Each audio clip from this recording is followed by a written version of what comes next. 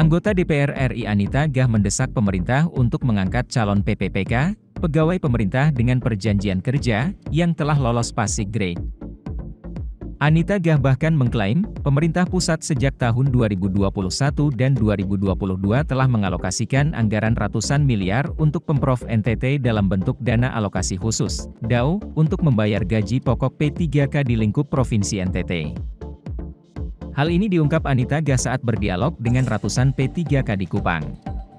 Anggota Partai Demokrat ini menjelaskan Kementerian Keuangan RI pada tahun 2021 menggelontorkan dana alokasi umum kepada Pemprov NTT sebesar 157 miliar, tahun 2022 sebesar 210 miliar dan tahun 2022 sebesar 2,5 miliar untuk 219 honorer provinsi.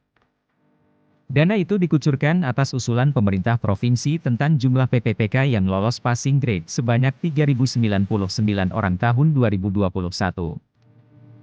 Atas usulan pemerintah provinsi, Kemenpan RB, BKN dan Kementerian Keuangan menyetujui dan kemudian mentransfer ratusan miliar DAO ke daerah.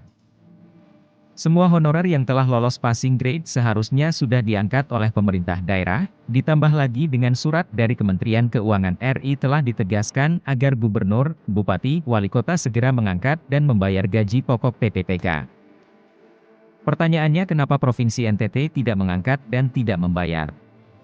Tahap pertama sudah diangkat dan sudah dibayarkan, tapi tahap yang kedua ini kenapa tidak diangkat dan tidak dibayar dan kemudian tidak membuka formasi? Seharusnya angkat, bayar dan buka formasi, ujar Anita Jacobaga. Ia berjanji akan bersama perwakilan honorer PPPK bertemu Gubernur NTT guna meminta agar pemerintah segera mengangkat dan membayar hak mereka semua, dananya sudah ditransfer ke daerah.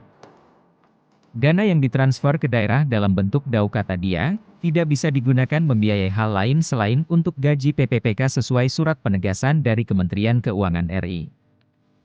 Hingga saat ini 672 honorer yang lolos passing grade untuk formasi pegawai pemerintah dengan perjanjian kerja, P3K, Kabupaten Kupang tak kunjung diangkat. Alasan keuangan menjadi jawaban pemerintah Kabupaten Kupang kepada anggota DPR RI Anita Jacobaga saat berkunjung ke ruang kerja Bupati Kupang Korinus Mas Neno, Rabu 16 November 2022.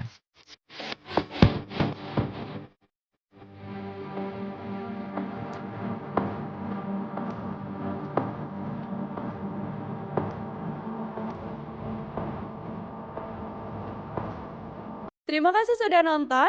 Jangan lupa like, subscribe, dan share ya.